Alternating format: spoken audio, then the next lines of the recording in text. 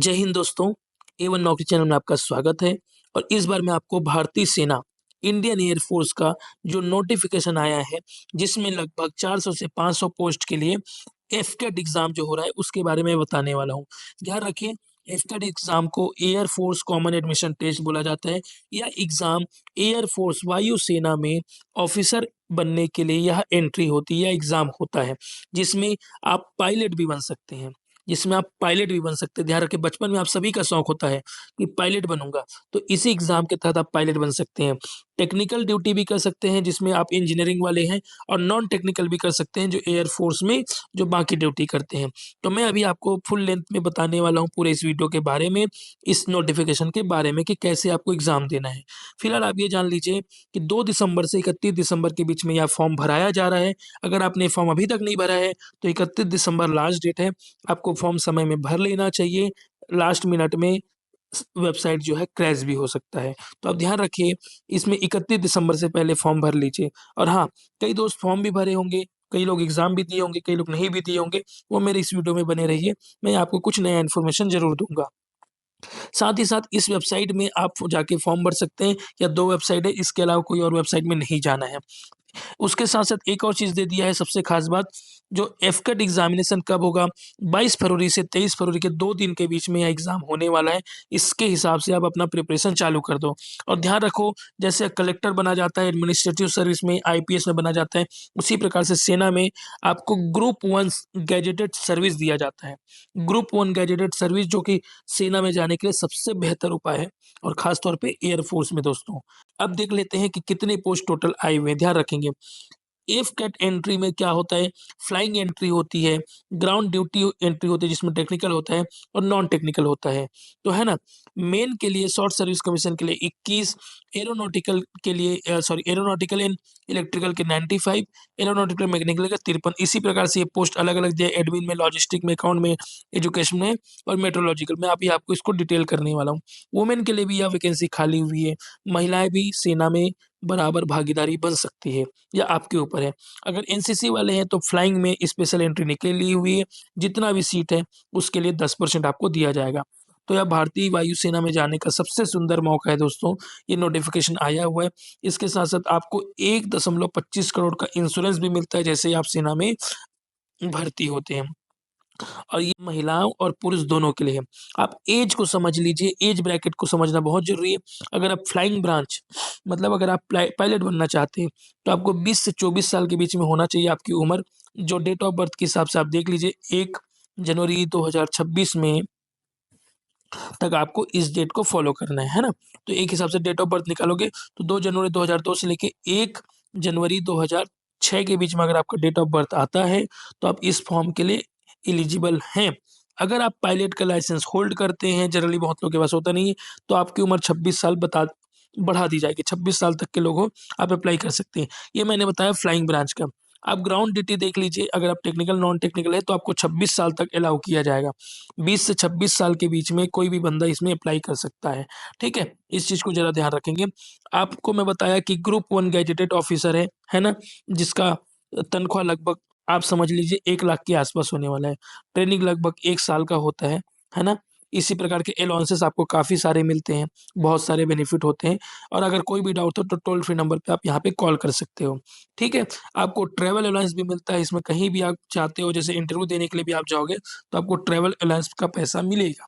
उसके साथ-साथ अब और कुछ चीज़ें की बात कर लेते हैं। देखिए, हमने फ्लाइंग ब्रांच पायलट बनने के लिए, ग्राउंड ड्यूटी जिसमें टेक्निकल और नॉन टेक्निकल दोनों के लिए है। तो अब इसके साथ-साथ क्या एलिजिबिलिटी है, क्या कोर्स करने के लिए क्या कोर्स करने के लिए कौन-सी एजुकेशन होना चाहिए, उसके बारे में जान सकते हैं। उसके पहले एक चीज़ ध्यान रख लीजिए, फ्यूचर राइफल अकेडमी, इस अकेडमी के बारे में आप जान लीजिए। छत्तीसगढ़ में अपने आप में पहला अकेडमी है, जो एसएसबी की इंटरव्यू तैयारी करा रहे हैं, जिसमें आप एनडीए, सीडीएस, एफकेट और अन्य एग्ज़ाम की तैयारी सर के साथ जुड़ करके कर सकते हैं। ये इमरान खान सर हैं। इमरान खान वर्तमान में असिस्टेंट कमांडेंट है किसमें, सीआरपीएफ में दोस्तों। इन्होंने अपना सिलेक्शन यूपीएससी से लिया है। उनके क्लास इस प्रकार से चलते हैं, इसमें फिजिकल की भी ट्रेनिंग कराई जाती है, और इंटरव्यू, ग्रुप टास्किंग ऑफिसर, जो एफकेट के बंदे वो सभी जानते हैं, और जो नहीं जानते उसको भी हम धीरे धीरे इस वीडियो के माध्यम से सारी जानकारी दे देंगे। जितने भी सेना की नौकरी में लगती है, उसमें इंटरव्यू होता है अलग से, जीटीओ होता है, साइकोलॉजी टेस्ट होता है, आप सभी को पता है। इन सब का पैकेज है सर के पास, ये कराते हैं। अगर उसके साथ-साथ अगर आप एसआई की तैयारी कर रहे हो, तो इस फीस में 31 दिसंबर के पहले आप जुड़ सकते हैं, इस नंबर पे आप कॉन्टैक्ट कर सकते हैं।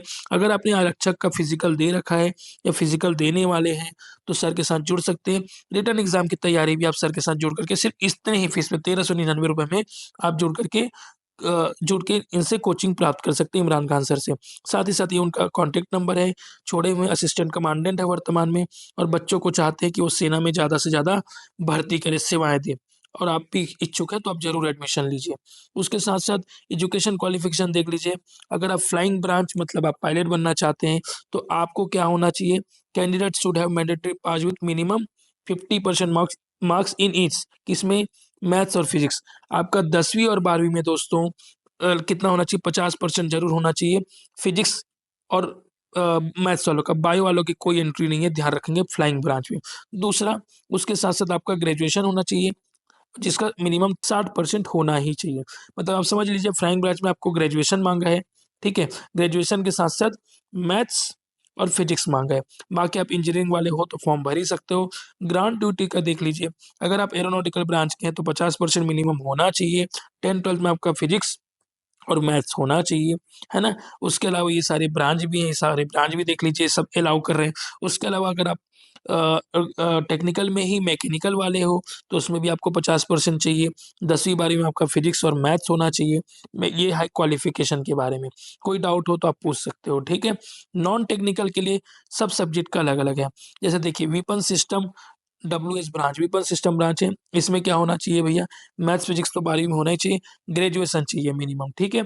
एडमिनिस्ट्रेटिव और लॉजिस्टिक में चाहिए 10+2 और ग्रेजुएशन चाहिए 60% मार्क्स के साथ। अकाउंट ब्रांच में क्या चाहिए, 10+2 होना चाहिए और 60% ग्रेजुएशन होना चाहिए। बीकॉम हो, बैचलर ऑफ बिजनेस, इस प्रकार से क्वालिफिकेशन है।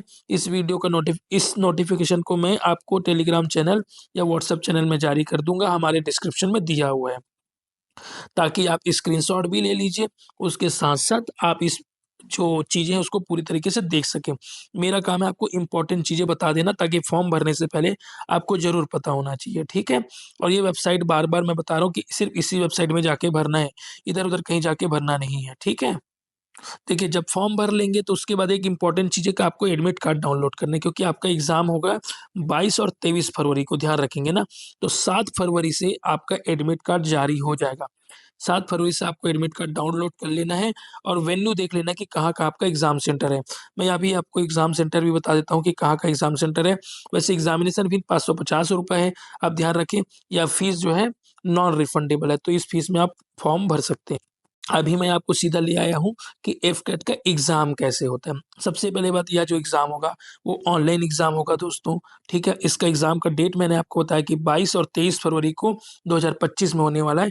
आज से 3 महीने बाद, 2 महीने बाद, 3 महीना भी नहीं, 2 महीने बाद होने वाला है, क्योंकि दिसंबर का मंथ चल रहा है, ठीक है? 2 शिफ्ट में पेपर होगा, पहला शिफ्ट 8 बजे से शुरू होगा, दूसरा शिफ्ट 1 बजे से शुरू होगा और ये अलग-अलग चरण में एग्ज़ाम होगा, क्योंकि रिपोर्टिंग करना है, चेक करना है।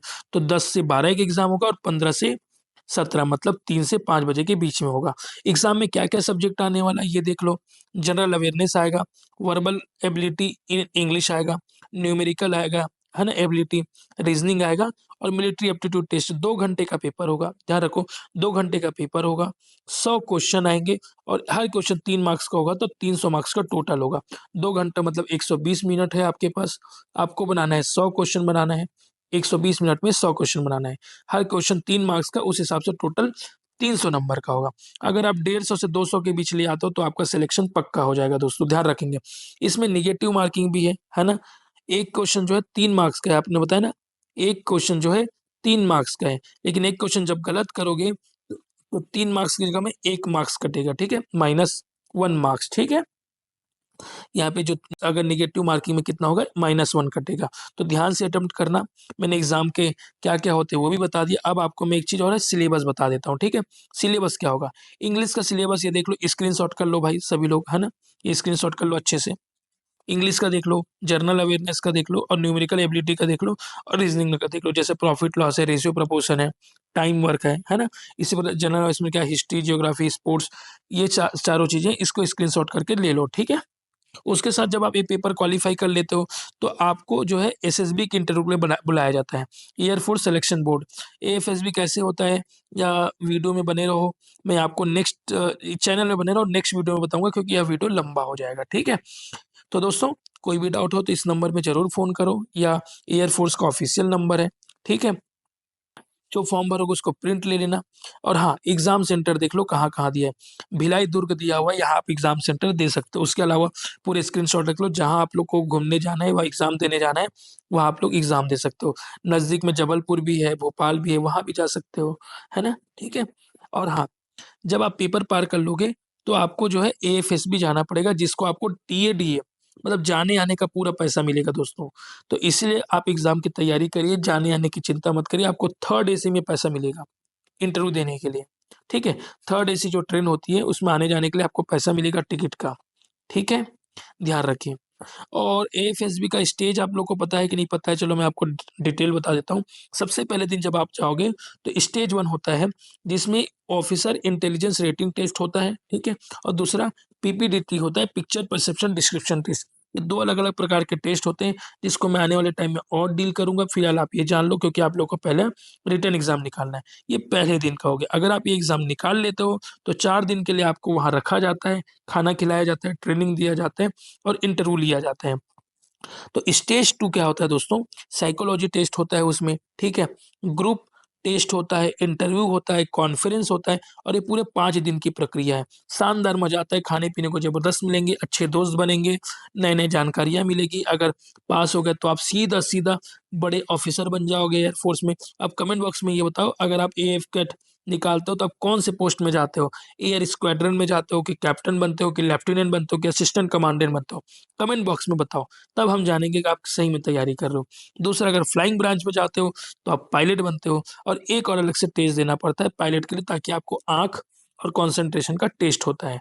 तो दोस्तों, मैंने लगभग सभी जानकारी बता दी है, और सबसे ख़ास बात एक चीज़ मैं बोलना चाहूँगा, अगर आप लोगों को ना यह इन्फॉर्मेशन अच्छा लग रहा है, और सही में आप एफकेट पास करना चाहते हैं, तो मेरा एक सुझाव रहेगा, ये छत्तीसगढ़ में कोई ऐसी अकेडमी नहीं है जो तैयारी करा रही हो।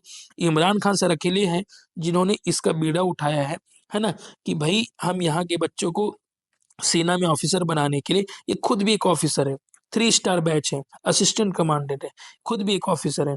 तो इनको जो है कॉन्टैक्ट करके आप इनके बारे में पूरी जानकारी ले सकते हो, चाहे आप कोई भी बैच जॉइन करो, लेकिन ये इन्फॉर्मेशन जो है इसमें कॉन्टैक्ट करके आप ले सकते हो, ताकि पूछ लो कि भई एफएसबी कैसे होता है।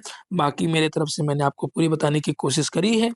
कोई भी डाउट हो किसी भी प्रकार के, तो कमेंट बॉक्स में ज़रूर लिखो, ताकि मैं बता सकूँ। और आप लोग का तैयारी कैसा चल रहा है, सीडीएस का, एफकेट का, एसआई का, आप ज़रूर कमेंट बॉक्स में लिखिए।